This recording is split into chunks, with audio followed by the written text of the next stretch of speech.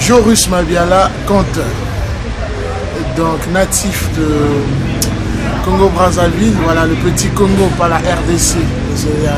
Il y a la République derrière le Congo et la République devant. Donc le Congo de l'autre côté du fleuve. Donc je suis, comme je disais souvent, né à Mfilou à Brazzaville et grandi dans toute l'étendue du territoire. Jusqu'à ce que, à un moment donné, parti en expatriation pour aller chercher des consciences encore libres, pour créer la prise de conscience collective. Est-ce que c'est un conteur permanent? Non, parce que de temps en temps, il faut rentrer dans les cases.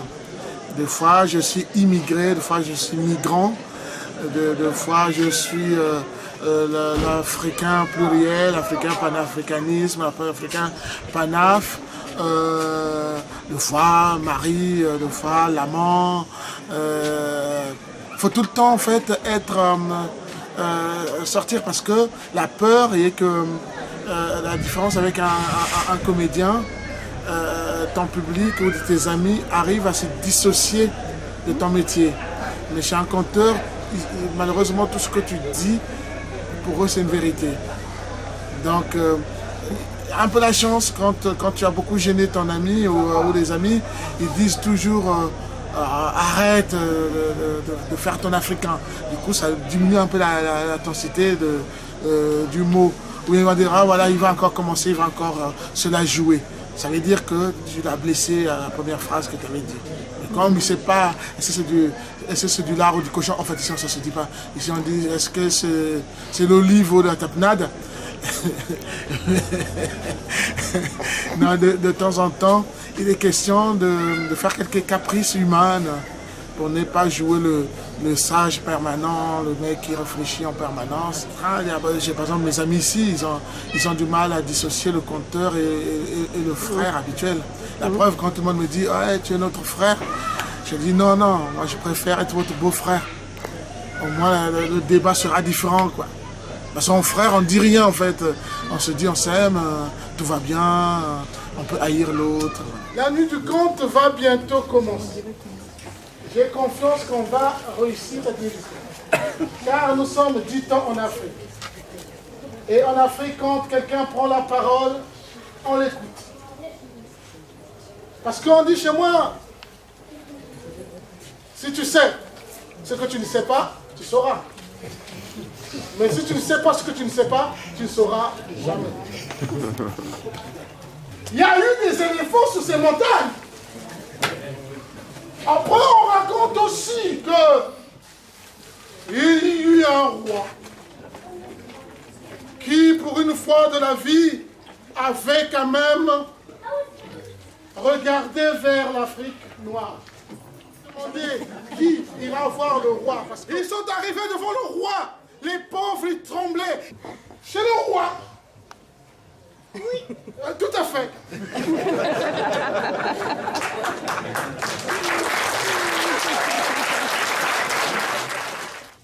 Ils ont tremblé au moment où l'autre a commencé, mon roi, on est venu te voir, mon roi.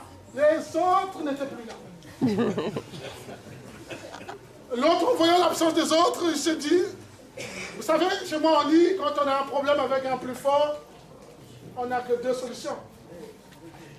La première, négocier. La deuxième, savoir négocier. Lui, il a regardé le roi, il a dit, mon roi, je crois que ton éléphant, mais quoi mon éléphant? Mais ton éléphant, il se sent seul. Il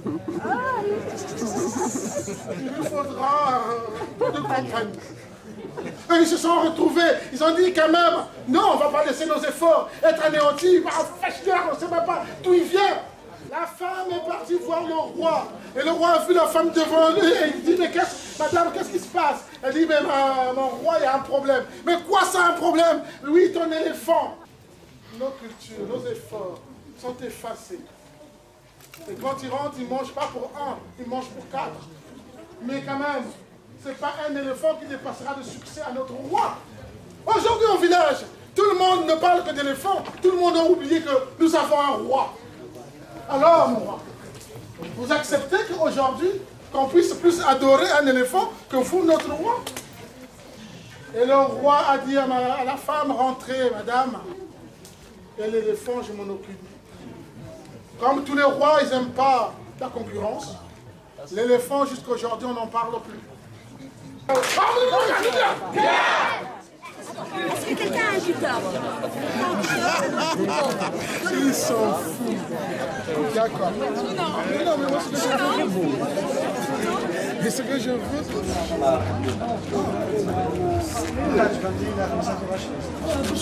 Comme ça.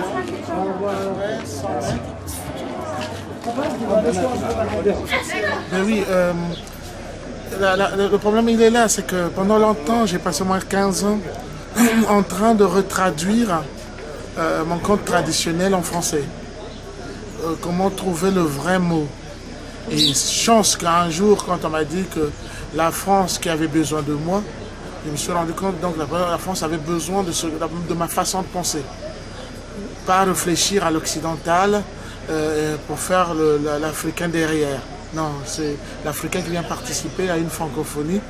Cette francophonie a besoin d'être nourrie en permanence pour que ça reste une langue forte et une langue qui est universelle. Et que la francophonie ne pourrait vivre que par les apports de ceux qui en parlent. Donc, être engagé est un petit mot, en fait, parce qu'on s'engage à quoi? Déjà, chaque jour, c'est une victoire contre la mort, donc on s'engage pour la vie.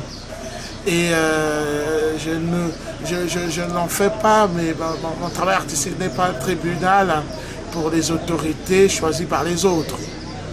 Souvent c'est le tribunal, mon tribunal je le fais avant d'aller glisser mon bulletin dans l'urne. Mais sinon le reste, je n'attaque ni autorité, ni puissance, ni philosophie. Je ne fais que ma contribution sur ma petite échelle. J'apporte ma petite goutte d'eau dans le modèle de petit colibri. Donc, engagé pour que ça puisse permettre que les gens puissent fabriquer des canevas qui amènent jusqu'à leur oreille. Deux fois, on est bien obligé de tout mettre dans une boîte parce que personne ne veut cuisiner. Mais on peut aussi faire de la bonne cuisine, des conserves. On a pensé ce soir organiser 2 soirées. Une à l'école pour ceux qui ont le droit à la fête. Danser, chanter, bouger. Et on a mis cette soirée un peu plus loin du centre-ville. Uniquement pour ceux qui ont intérêt aux contes, qui ont intérêt aux histoires. Je sais une chose, que depuis 20 ans, dans notre jeune continent, à peine indépendant, nous nous sommes battus longtemps, moi et les autres collègues, et nous autres, à vouloir ramener le conte chez nous.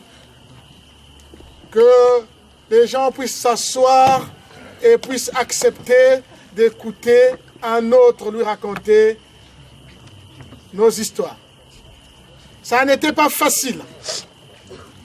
Ça n'était pas facile parce que nous sommes des peuples qui ont des cultures. Et parmi les peuples des Afriques, on avait complètement perdu la culture d'écouter le conte, le merveilleux. Pendant ce temps, dans le Nord, en Occident, 30 ans aujourd'hui, voire 35 ans. Un travail s'est fait par des conteurs pour remettre le conte dans la tradition européenne, surtout la France qui est leader aujourd'hui. Ils ont fait un travail de fou. Pendant que nous, on était en train de faire un travail de vraiment folie à perdre depuis qu'aujourd'hui, pour entendre une histoire, il faut avoir une grand-mère. Et comme nos grand-mères deviennent de plus en plus rares, on n'a plus d'histoire chez nous. C'est pour cela qu'on s'est éloigné. Venir négocier avec nos ancêtres et tout ce que nous avons de plus cher pour qu'on puisse avoir un lieu où la parole, où le conte sera reine et roi.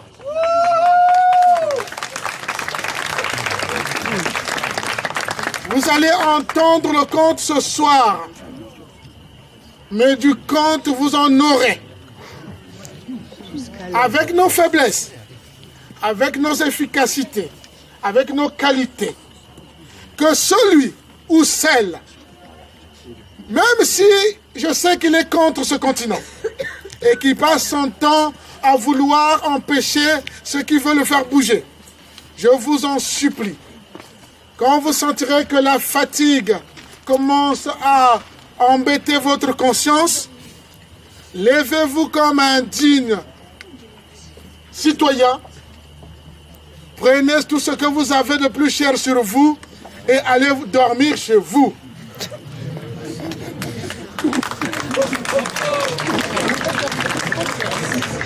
Pour une fois, nous on n'a pas besoin de la bouche du public. De temps en temps, on vous demanderait, car on dit chez moi, la bouche qui ne parle pas sont mauvais. De temps en temps, on viendra vous consulter. Mais on n'a que besoin de vos oreilles, car pour la parole, la nourriture préférée des oreilles. Car le proverbe dit chez moi, il faut se méfier de quelqu'un qui te raconte des histoires de chez toi, parce qu'il risque de te mettre devant toi-même. Et comme je sais que la personne que vous détestez de plus, c'est vous-même, évitez-le. J'ai adoré un proverbe que j'ai entendu ici pendant les techniciens monter cette scène. Et je l'ai adoré, j'ai trouvé ça magnifique. J'ai oublié le nom, pourquoi j'ai oublié le nom? Parce que c'est le même nom pour tous les Kabyles. Je risque de donner ce prénom, tout le monde va croire que c'est eux qui l'ont dit. Mais je sais que c'est un technicien qui l'a dit ici. Il m'a dit, Joris, sache une chose. Si un jour tu te trouves dans la Gadoue, ou si tu te retrouves dans, comme on le dit bien, dans le MER2S, ça veut dire, si tu as la merde jusqu'au cou, surtout, ne regarde pas en bas.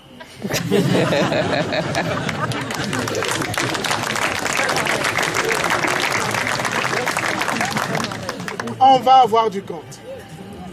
Mais avant de commencer, il y a un homme, il y a 15 ans, qui m'a fait confiance, qui m'a dit, mon frère, viens, on arrivera, le jour viendra où il y aura un peuple en face de nous, et nous, on aura des histoires à leur raconter. Viens, fais-moi confiance, ça serait dur, mais on va y arriver. Aujourd'hui, c'est le directeur de ce festival. C'est vrai que moi, je préfère souvent discuter qu'avec le président. C'est lui qui fait les chèques. Mais j'ai besoin de mon directeur. J'aimerais bien, pour rappeler à tout un chacun, le pourquoi on est là. Là, nous sommes à une soirée parmi les 10 autres. Celle-là, elle est sacrée, je sais. Les autres aussi. Mais j'aimerais bien, sous vos applaudissements, que vous puissiez accueillir M. Hassan Metraï.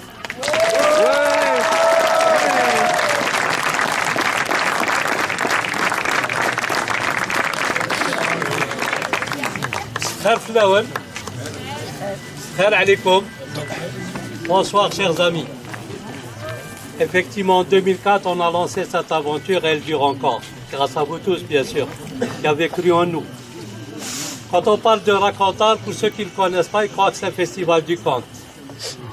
Et comme vous le savez, c'est un festival multidisciplinaire qui fait la part belle à tous les arts possibles et imaginables. Il y a même des activités qu'on peut considérer comme nouvelles chez nous. On a fait des folies, on a organisé des fantasies en Kabylie. On a ramené les arts du cirque. Cette année, il y a une échassière. Donc, on a essayé d'apporter beaucoup de nouvelles choses. Mais c'est vrai aussi que le conte occupe une place privilégiée dans ce festival, puisqu'il y a énormément de conteurs qui travaillent dans la journée, qui sont répartis dans les différentes places du village. Il y a aussi cette belle nuit du conte que nous organisons depuis 15 ans. Quand on l'avait organisée la première fois en Kabylie à Bénieni, on avait une cinquantaine, peut-être soixantaine de personnes dans le public. Et là, on se retrouve avec des pointes de 300 à 400 personnes. Ça va être quelque chose de merveilleux. Merci,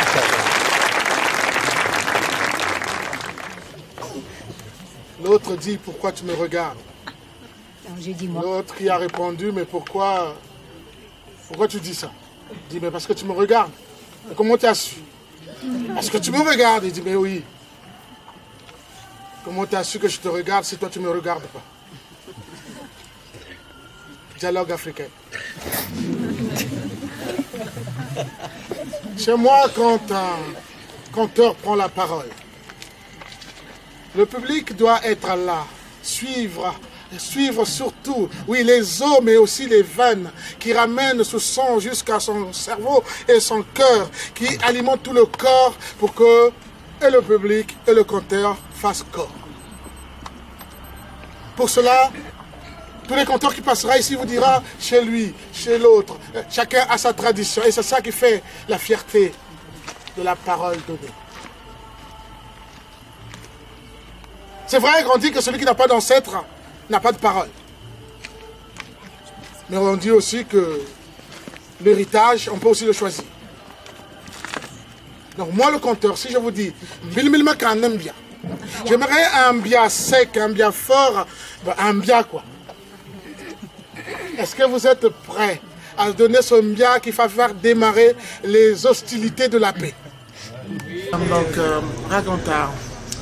Raconteur a avant tout responsabilité historique, qui est que c'est moi le conteur, donc du coup j'ai le défi de me rappeler des premiers projets.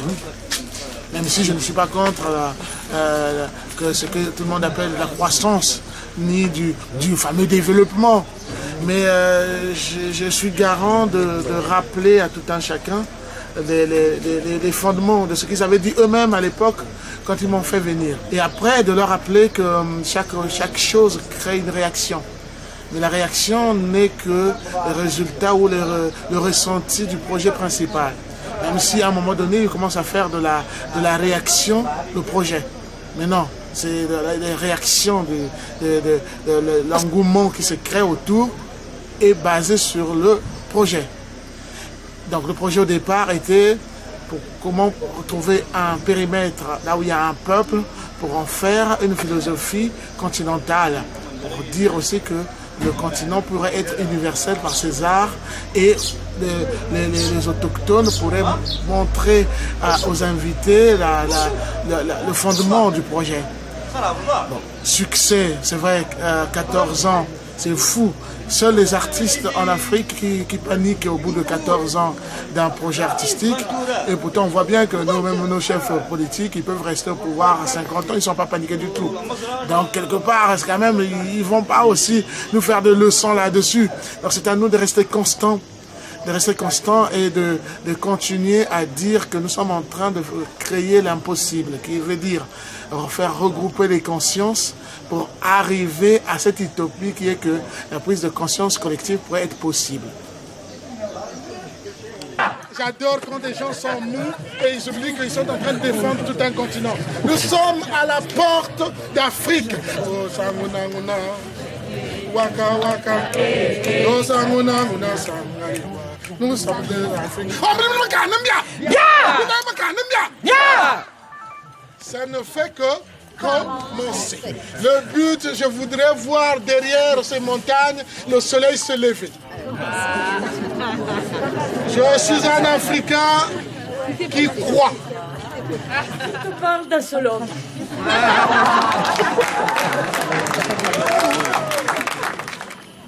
فاطمة المعكرة زينة شابة معكرة.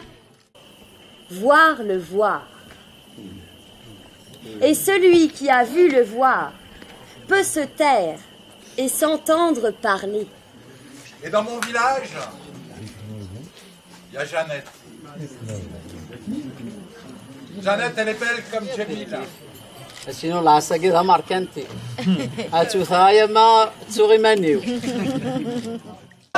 كان وما كان في قديم زمان. Il était une fois une maison. Et dans cette maison, il y avait le père, la mère et leurs 3 garçons. Et au bout du campement, les vieilles.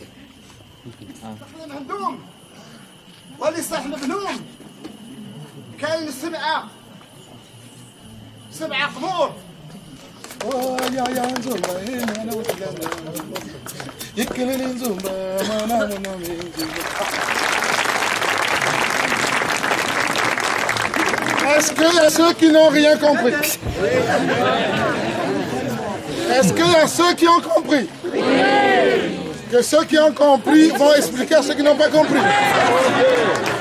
Je sais que aujourd'hui toute réflexion est devenue sur la base raciale. Pour ne pas dire qu'on est dans une apartheid intellectuelle. Et c'est dans ces besoins-là que le conteur que je suis les casse. J'embrasse l'enfant dans le village, comme j'embrasse la plus vieille du village, comme j'embrasse le fou du village, comme j'embrasse, parce qu'on est dans cette arrivée de l'être. Et l'être est prêt à entendre tout ce qui vient du cœur.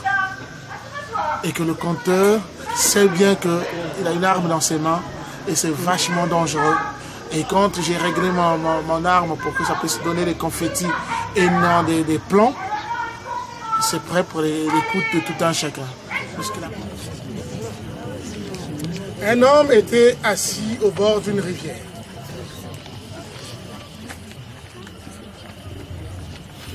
Un homme assis au bord d'une rivière. Il était en train de laver son chat. Il lavait son chat. Le chat était lavé. Le voisin qui passait par là. Un voisin comme nous le connaissons tous. Vous connaissez qu'est-ce que c'est un voisin? C'est toujours une personne qui s'occupe de ce qui ne le regarde pas.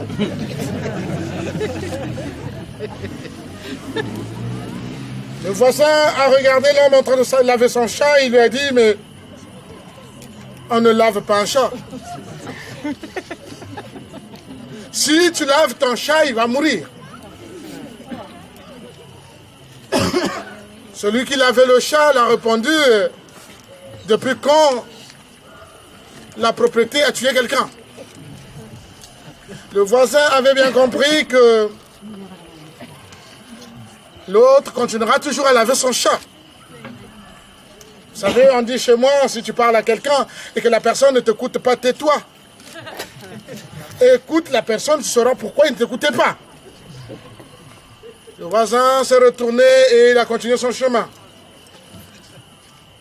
Le lendemain, quand il est revenu au village, à sa grande surprise, le voisin a vu son voisin qui lavait le chat devant sa porte et il pleurait.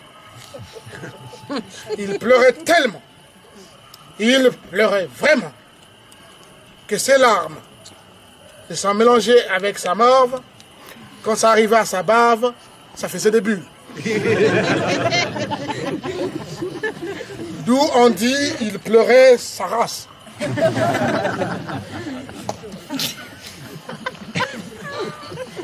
Le voisin s'est approché, il a dit, mais mon Dieu, qu'est-ce qui nous arrive? Pourquoi pleures-tu? L'autre, en écartant ce qui faisait magma en son visage, lui a répondu sur terre en disant, mon cher ami, tu vas pas croire. Je pleure parce que mon chat est mort.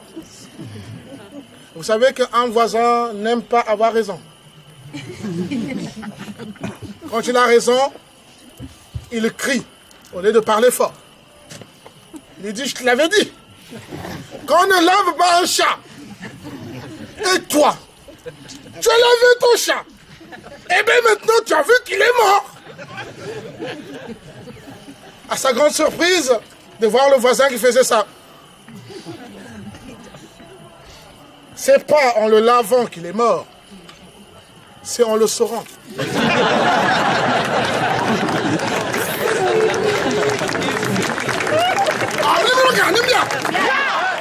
Personne ne peut s'oublier que le chemin, rappelez-vous, lisez, on n'oublie pas le chemin. Le chemin, on l'a emprunté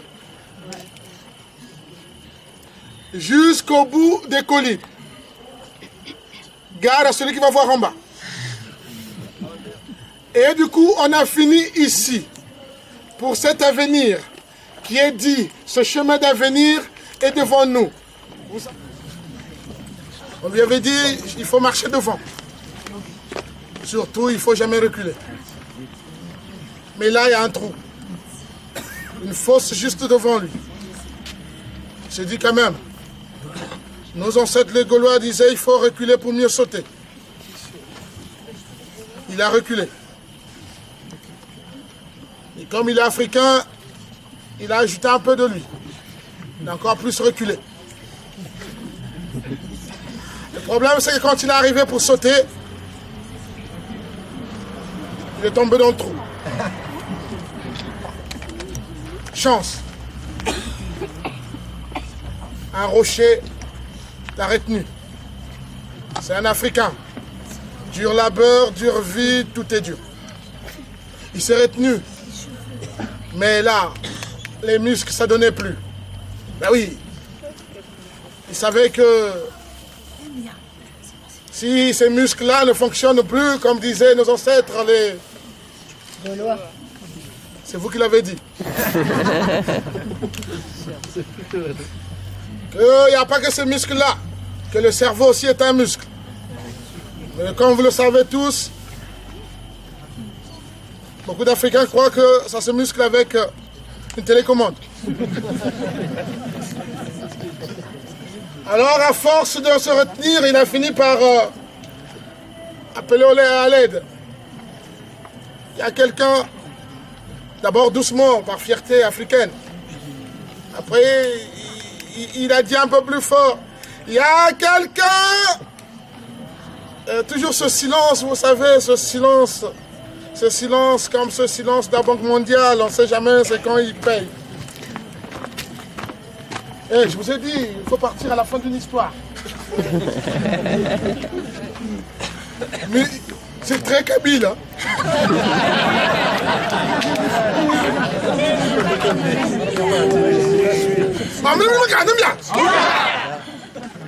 Quand on fait les règles, ils disent qu'ils sont d'accord.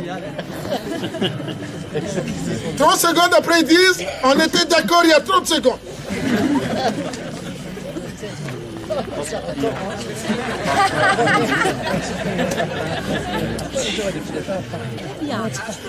Qu'est-ce qui se passe? Plus qu'on monte sur les montagnes, les règles se dessoudent. Donc vous aurez la suite plus tard. Donc, état de lieu du conte sur le territoire national congolais. C'est vrai que le chaos persiste, puisque depuis que la parole du conteur au début était encore dans le cercle familial, mais à l'époque il se contentait de peu. Mais depuis que les peuples et les nations se lancent à la course de la crème fraîche, tout le monde sent ou parti ou chercher quelques fenêtres de sortie. Et du coup, la parole ancestrale, le conte, prend vraiment un grand coup. Donc, par contre, il y a des artistes conteurs, donc ceux qui font le conte en tant qu'art de la parole, qui essayent de continuer à exister.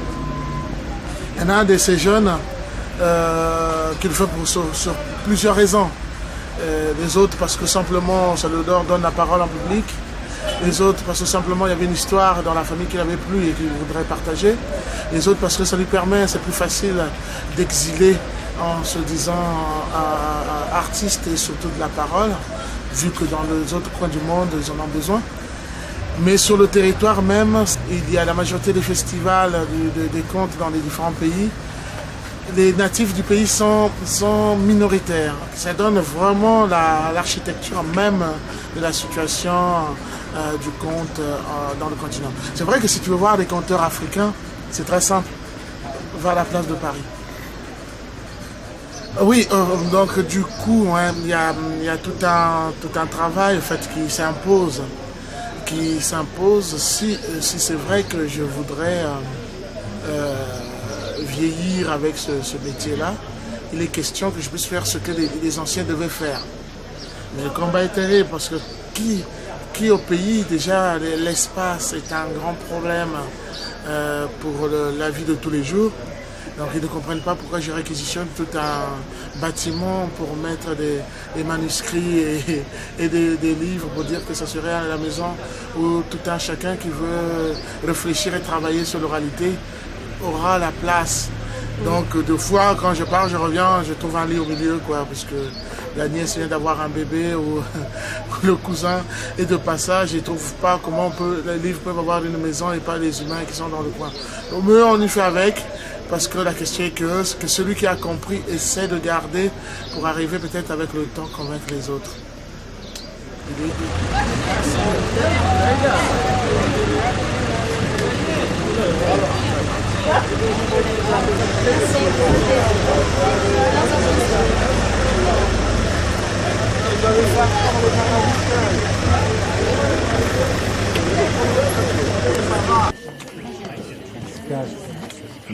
L'œuf se casse.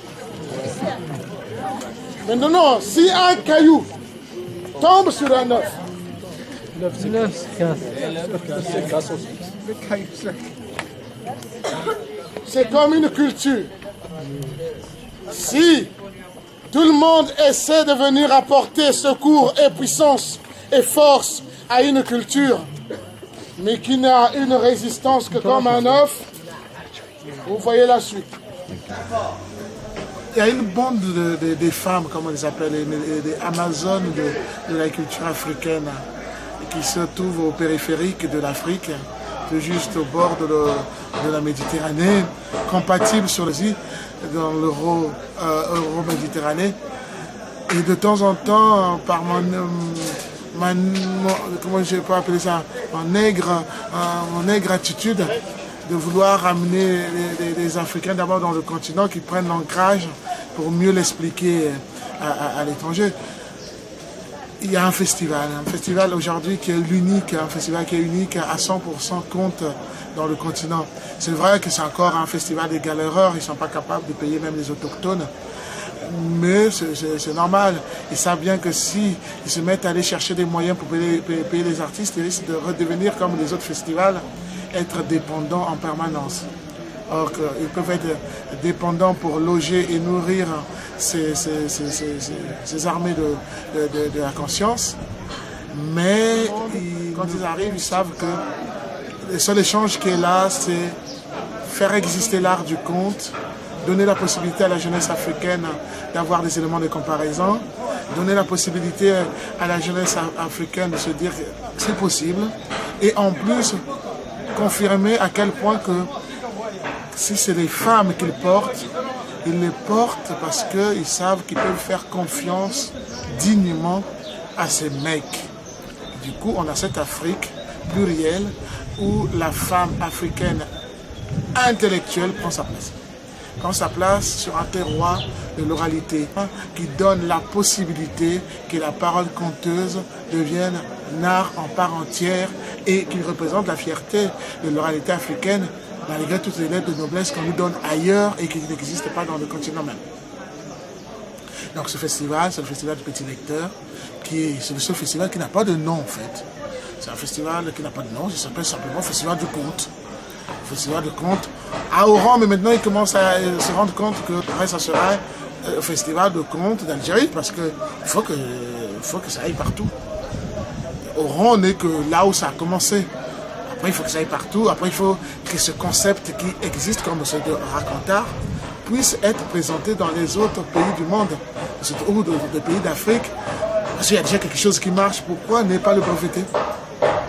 Pourquoi ne pas créer un vaccin orange qui sera injecté dans le reste du pays, que les femmes qui sont dans la majorité aujourd'hui, qui font plus d'études dans le continent, puissent prendre aussi leur place, ou bien réagissent aussi dans la prise de conscience collective. Et la parole peut devenir reine.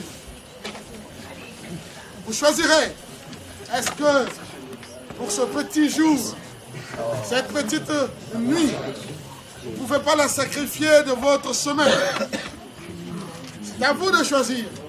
On a une preuve derrière nous. Il y en a ceux qui dorment depuis longtemps. Si vous trouvez qu'ils ont perdu beaucoup de temps avant, vous pouvez aller vous coucher. Oh, bah alors. N'oubliez jamais que dit-on, l'Afrique, à une époque, a été vendue pendant qu'on dormait. Le symbole est fort. Un peuple n'a que des symboles pour illustrer les combats et les victoires. C'est pas avec l'histoire écrite par les autres. La culture de vivre ensemble. Avec Racontard, tout est possible. Il n'y a pas de migrants qui tiennent que des peuples d'Afrique en Afrique.